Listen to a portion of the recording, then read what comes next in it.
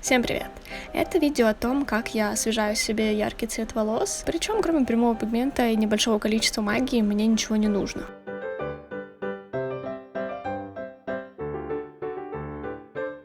Здесь я уже осветлила себе корни довольно страшным методом, краской палет, но с одной фишкой.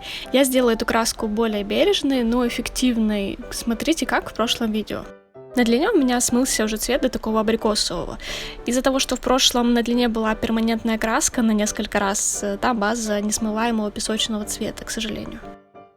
Сейчас в качестве оранжевого я тестирую пигмент Next оранжевый. А розовый все тот же Prestige B-Extreme Кровавая Мэри. Будет подсказка здесь, где я красилась. Это 36 номер в палитре. Зачем-то я показываю еще и корешок коробки, будто бы без этого непонятно.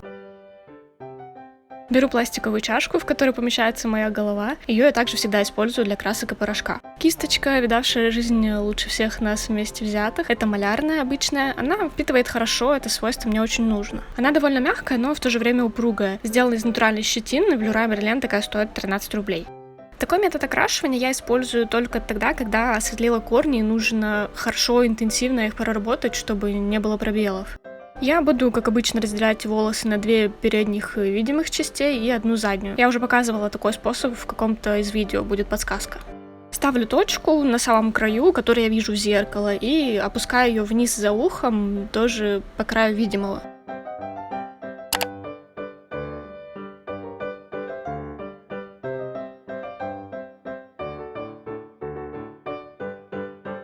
Теперь беру чашку, плюхаю туда краски примерно вот столько.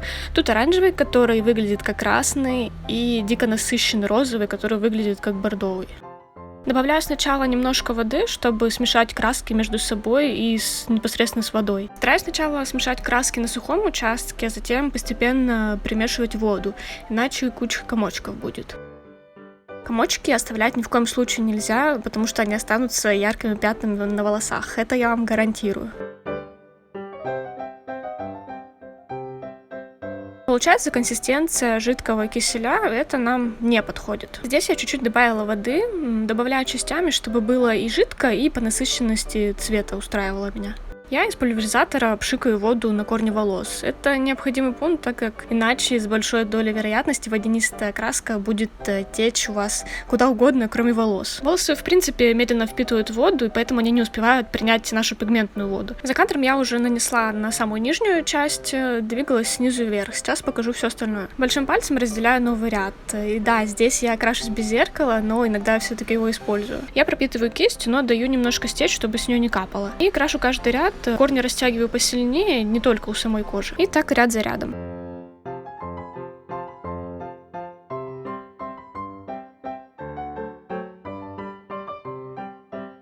А здесь я немножко ругаюсь, то ли на камеру, то ли на лампу.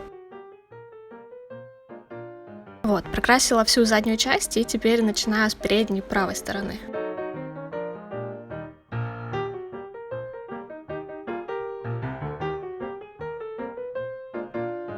И опять мой пульверизатор с водой.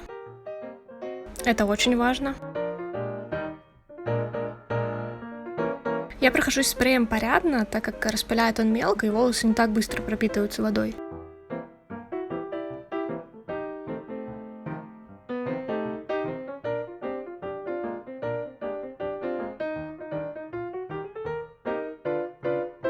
У самих корней я наношу такими пропитывающими движениями, не быстрыми, а как бы немножко задерживаясь, ожидая, пока пропитается получше.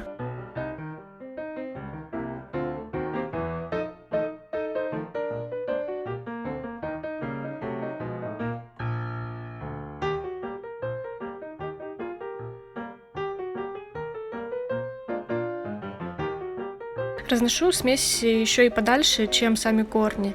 А спереди это сделать легко, и это гарантирует, что у вас не будет пробелов.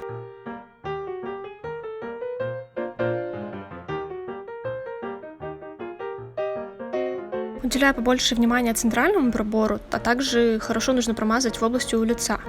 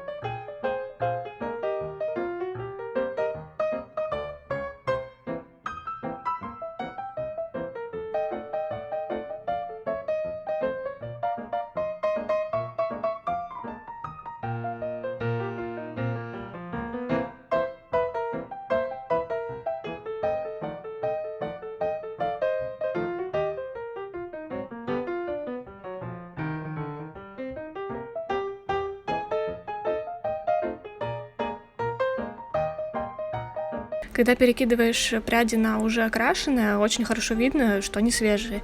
Я стараюсь кистью их пропитать и сравнять с предыдущими слоями.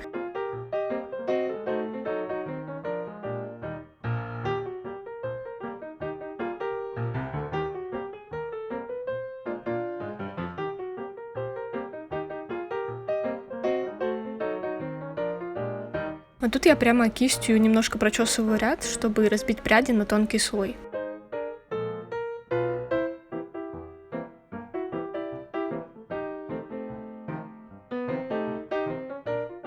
Тут тоже хорошо видно, как я пытаюсь пропитать свежие прядки, лежащие прямо на голове на уже окрашенной части. Здесь я уже прокрасила и левую часть головы, а все корни, сантиметров 15 от них точнее, хорошо и равномерно прокрашены.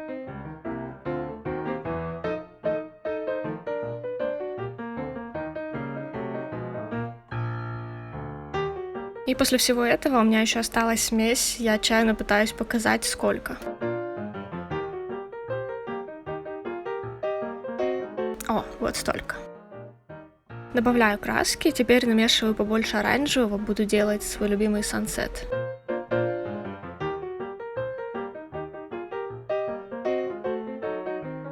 Добавляю воды. Здесь будет чуть более прозрачный вариант за счет того, что я добавляю немножко больше воды, чем в прошлый раз.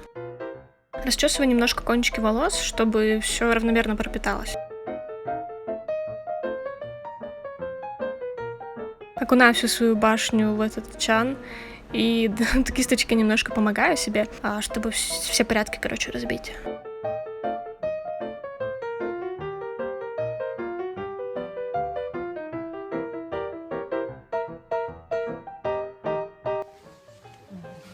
Hi. Okay.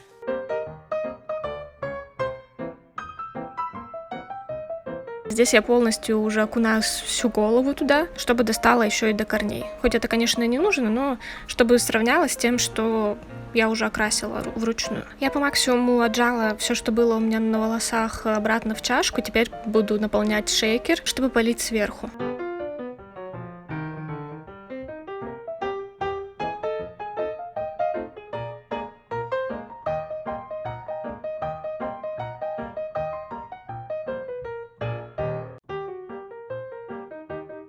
Ну и уже окончательно просто выливаю все, что у меня есть, чтобы что-то где-то попало, если уж что.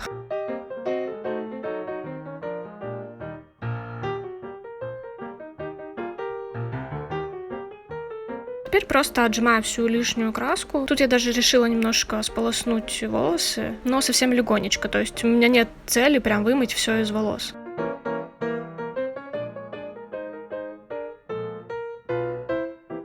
И все, в таком виде я надеваю этот полотенце, типа как называется, тюрбан на голову, но буду носить его совсем немножко.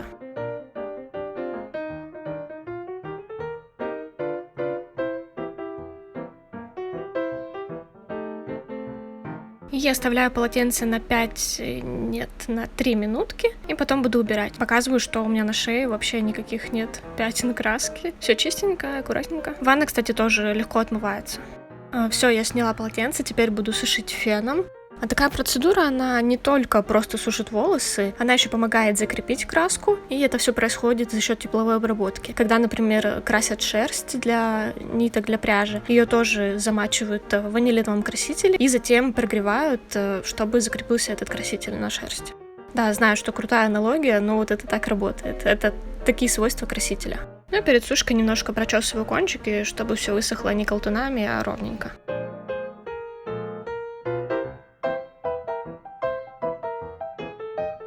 Здесь я пользуюсь стандартной горячей функцией фена, а не холодной, потому что здесь нужна именно температура. Главное прогреть всю видимую зону, то есть спереди и пробор. Остальное прогреть тоже хорошо, но уже не так сильно важно.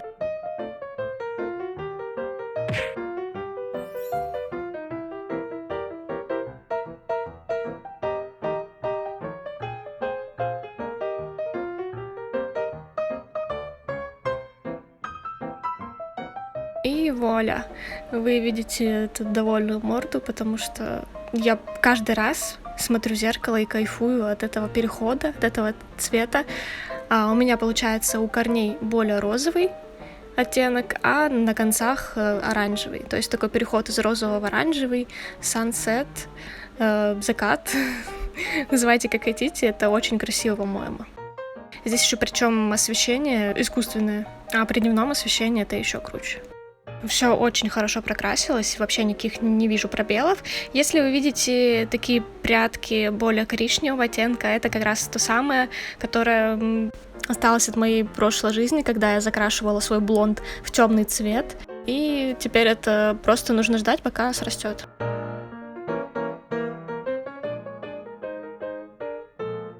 Корни просто сочные, очень красиво. Я переживала, возьмутся ли корни, потому что я красила палетом, и мне кажется, что чуть-чуть могла бы еще подольше тогда подержать, и не до конца осветлила. Но все взялось отлично, и во время дальнейшей носки корни никак себя не показывали отрицательно. Тут показываю разницу в цвете кончиков и корней. Ставь лайк, если тоже считаешь, что это очень крутое сочетание цветов. Это такой клевый вайбовый градиент. А еще, если вы впервые на моем канале, то советую подписаться и нажать на колокольчик, чтобы вам приходили уведомления, чтобы не пропустить мои новые видео. А если вы заметили, я сейчас снимаю DIY не только на тему красоты, но и на тему творчества. Мне сейчас это очень нравится, и надеюсь, что вам тоже. А теперь то, как выглядит цвет волос при дневном свете. На улице было довольно пасмурно, поэтому небольшой такой холодный оттенок, отсутствие солнце все-таки дает.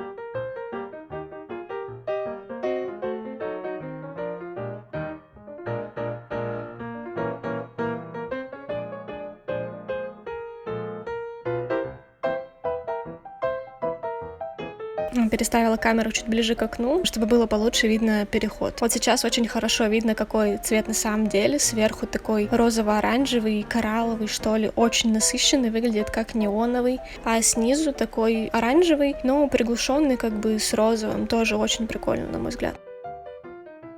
Напоследок ставлю вам еще немножко фотографий, чтобы вы посмотрели, как это выглядит именно на фото, а не на видео. И на этом все. До скорых встреч. И всем пока.